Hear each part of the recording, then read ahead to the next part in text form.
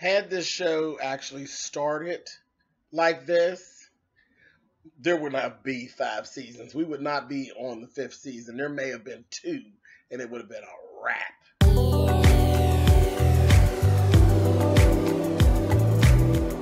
And I'm like, come on through, Cookie. I'm going up on my soapbox. That's basically it.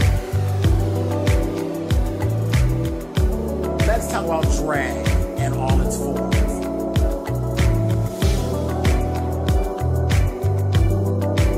What,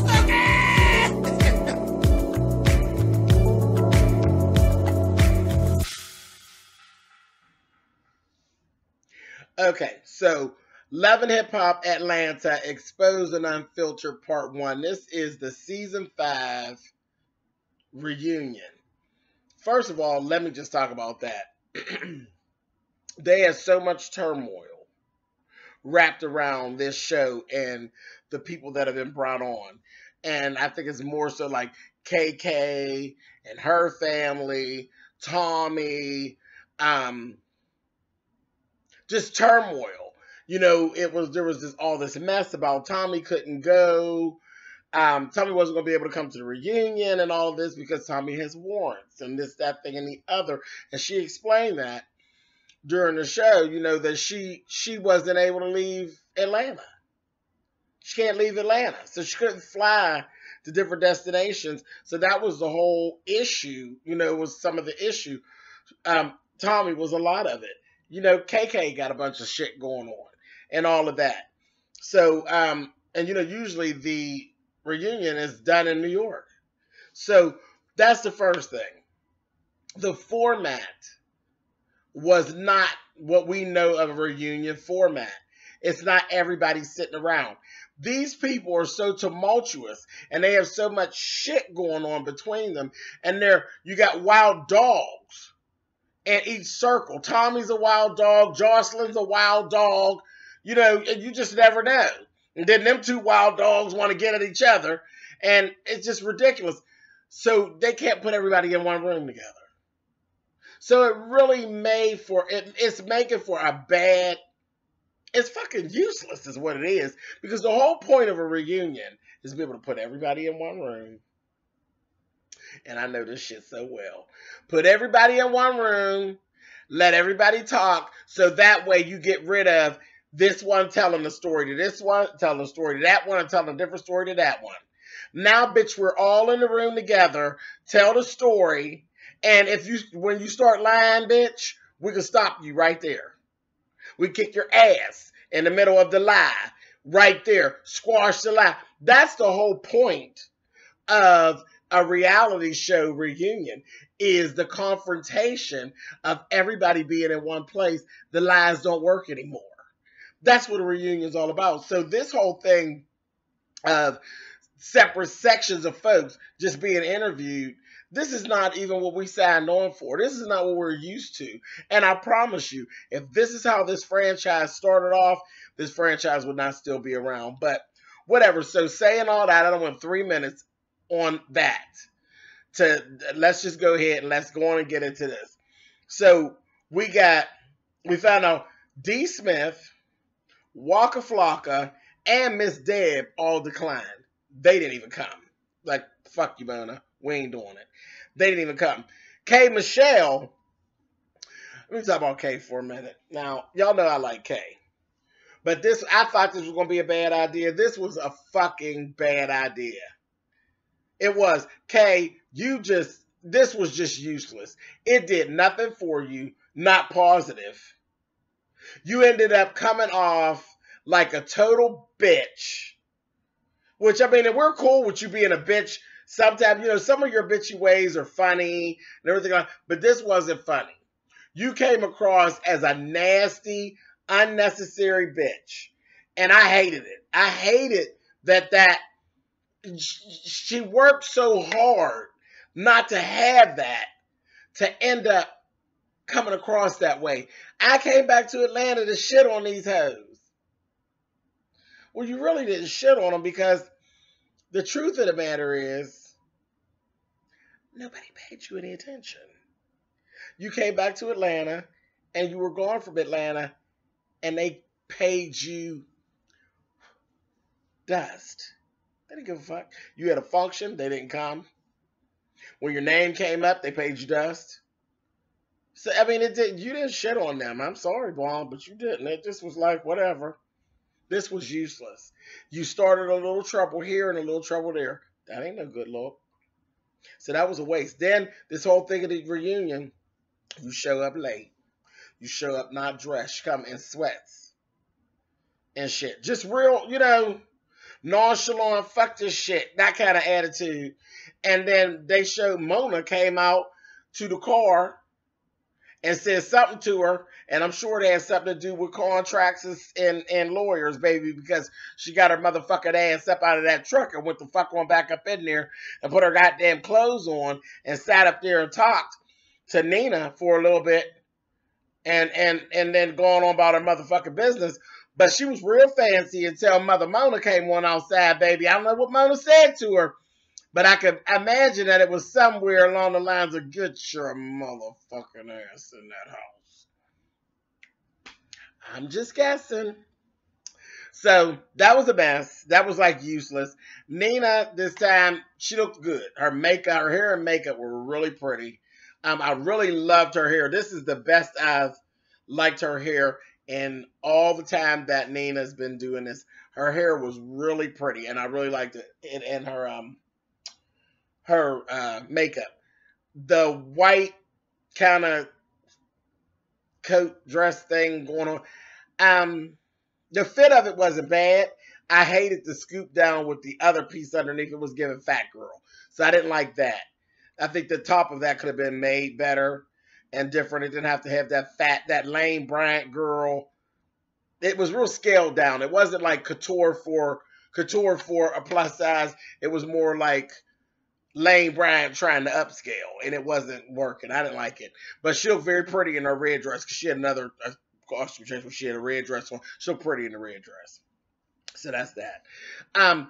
It was and it's so funny how I guess it's just a trend of people being around each other a lot. It was the white jumpsuit thing. Everybody had like these white jumpsuits. And of the jumpsuits, the best one I saw was Mimi's. Mimi's, it fit her nice. It looked nice because Mimi's tall and her stomach is real flat. It looked very nice on her, and enough of her titties were covered up that they weren't looking crazy. Because her titties look like meatloaf. It looked like a meatloaf turned on the side and mashed up in something. That's how her titties look. And then they shiny, like they done put some butter on the meatloaf and stuck it back in the oven for 15 minutes. Poor Mimi. Go get them titties fixed. And speaking of titties, now I think Tommy's a ragging ass. Tommy be ragging. I don't know what that little top, girl, your titties ain't perky enough for that. Her titties was literally sagging and about to fall out the bottom of the motherfucking shit. And that top just wasn't good. Badass shoe, pretty skirt, nice jacket. Had nice little hair, little thing, little pixie going on. Look good except for that. Them titties was soggier than a motherfucker. It was like a toast dropped in a cup of coffee. That's what her titties was giving. I ain't like that, Tommy. That was a mess. But anyway, let's see. KK was way over the top. Like her hair, she had like Zulu knots on 10, honey. It was like, they was built all up.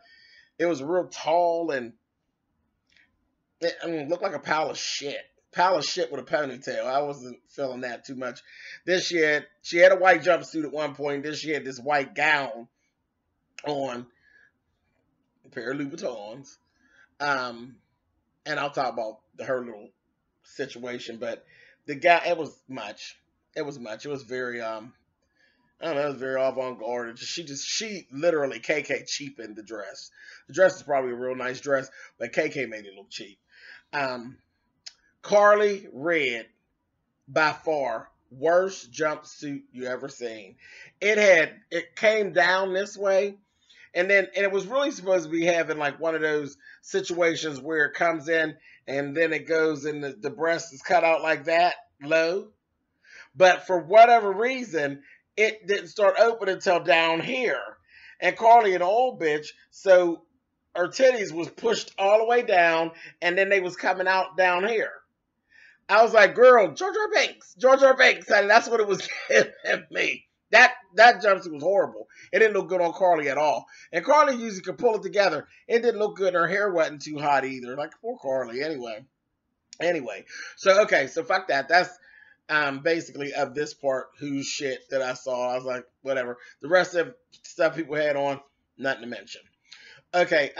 Mimi, Carly, and KK all accused Jocelyn of being a fucking cokehead. And from her erratic behavior, I wouldn't doubt that Jocelyn would be high sometimes. You know, it just is what it is. But they all accused her of like being a cokehead and needing to really go get some rehab. Hey, is what it is. Funny part was Jocelyn supposed to be a bad bitch, right? And she's a wild dog and all that. But tell me, Jocelyn, why was you scared when KK came? Were you scared of KK, bitch? Because KK came to your motherfucking release party. And they said the bitch was dressed, it was her and two other women, and they were dressed in burqas. And when they asked KK, girl, was that you at Jocelyn's party dressed in a burqa? She said, hey, I don't even know what a burqa is. And then they told her what it was. She's like, oh, no, that might have been me. Then she admitted it. Yeah, it was me. She didn't come up in that motherfucker incognito, honey. And they said that Jocelyn was easing around and trying to leave out the back door. I said, no, you ain't scared of KK, not all that shit you talked. So I kind of laughed about that. And then you just think you just jump on Mimi whenever you want because you think Mimi's a punk. Okay, Jocelyn, I see you, bitch. I see you.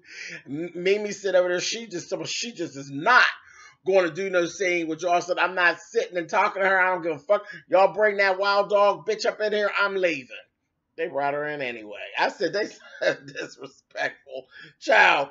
But that wasn't the one, baby. The one was when Jocelyn and KK sat down to talk, honey. And they were trying to edit things out because you know they don't really want them fighting and stuff on VH1, but we seen it on the previews. Hey, that was the scene. They were going back and forth. Jocelyn was being all smart. Girl, you're 60 years old and you going to jail and you was stealing purses and this, that, that. Oh, she was going on and on. And KK was really like, nah, you could tell, you could tell somebody they're in an argument and they rocking and they like, you know what, bitch, you might want to let this stuff right here go and don't talk about that. That's what KK was doing. She was rocking and KK was like, you know what, Jocelyn? How about I be 60 years old and I whoop your motherfucking ass? How about that? See, because I ain't about all this talking. And you could tell KK was like done talking to Jocelyn. And that's the part. And they were trying to edit it out. And then you heard Jocelyn say, look at your old nasty ass. Because KK spit at her when they were trying to escort her. Because she jumped up a couple times to get Jocelyn. And Jocelyn ain't moved. And then she spit at her. Now, the other thing is Jocelyn's pregnant. So that was another thing. So, you know, they didn't want, I guess Mona said, no, y'all ain't getting me up in no lawsuits about no dead babies. So, you know, again, another reason why they didn't have that full-on forum like they used to do. Because could you imagine if they got this? Tommy wants Jocelyn so bad that she could taste it on the top of her tongue. So I can't even imagine them two getting in the room together. There would definitely be a fight. And her being pregnant, she'll only be having a fight right now. And there was a woman, Stephanie, who was the executive producer. She was so hands-on. You know, she sat, she talked to Jocelyn. Jocelyn wasn't disrespecting her and stuff like that. She really was like, she was that bitch. She really was. I said, she's one of them bitches that keeps everything together. Because Jocelyn was just as calm talking to her. And, you know, she's like, Joss, you know, this, that, thing, and the other. And you could tell that Jocelyn had some type of respect for her. She wasn't talking all crazy to her and shit. And then she said, well, come on. You know, she told her, I'm pregnant. She said, let's go in here. We're going to take another pregnancy test. She went in the bathroom with her. She's that motherfucking bitch. Whoever that Stephanie, that executive producer chick, she gave me all kinds of good vibes. I said, she a good bitch. Because she did. I mean, she handled Jocelyn. You know what I mean? Jocelyn wasn't feeling... Because a lot of times you see with Jocelyn, I feel bad for her because people do talk down to her and they look down on her a lot. You see, you know, she's always on defense. She wasn't on defense mode with this woman at all. She really was like comfortable with her and she took time with her. That's just, I don't know if y'all noticed that. Put it in the comments. Did you actually notice that? That was actually good to see, because at this point, when it comes to Jocelyn, it's kind of like the whole cast is against her, even Stevie. Stevie refused to even do any scenes with Jocelyn at all. He won't sit with her. And she literally, when I say on my own, once again now, honey, she's all by her motherfucking self. And I feel bad for her, but you kind of did a lot of that to yourself, Jocelyn, acting like a wild dog again. And then you got too high on the hog. I think she really got a burst too much of herself. She started believing that she really is the Puerto Rican princess. You ain't Selena, bitch. Anyway, all right, so that was interesting. Let's see. Oh, Jocelyn and Nina. I could now that threw me off. How disrespectful that Jocelyn was when she was talking to Nina. Nina was interviewing her. She was disrespectful to the motherfucker to Nina. Nina stayed so professional.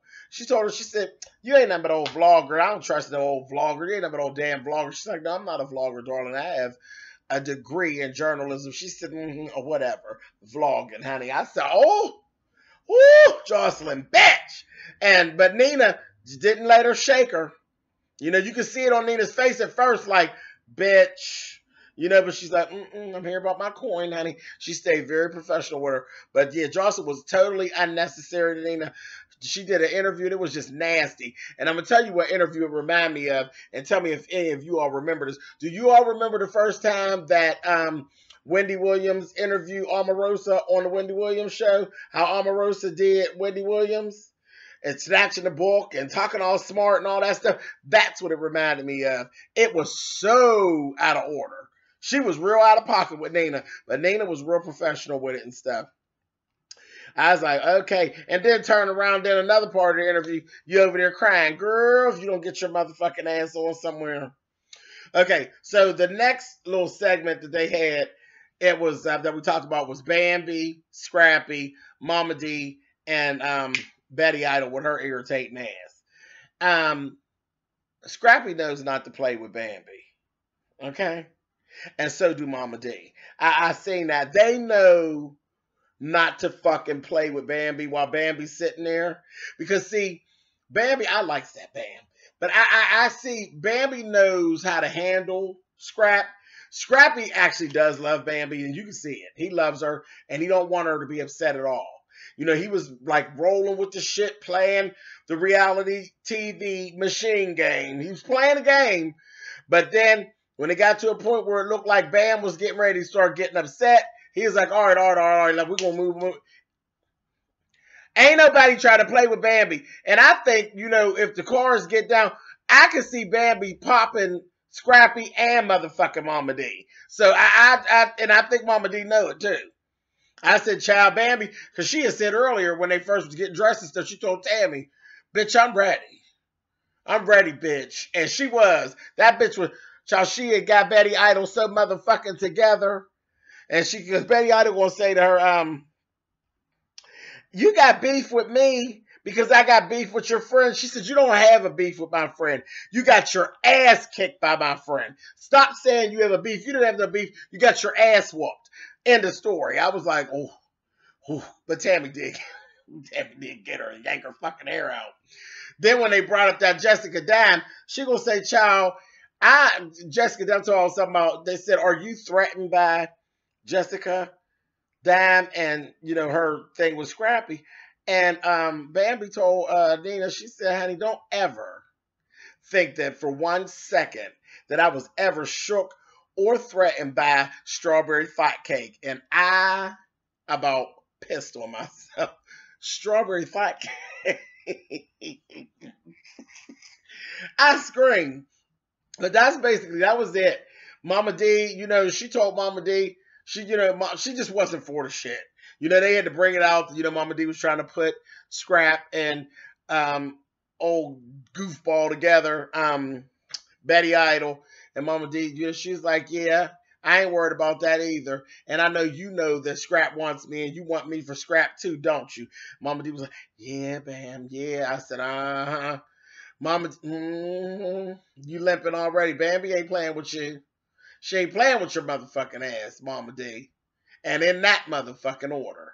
So anyway, that's all that went on. That was part one We'll see what happens with part 2. But I promise you, if this is the way this shit started, we wouldn't be watching this shit now. And there definitely would have been multiple parts. We would have never got that far. We wouldn't be fucking with them.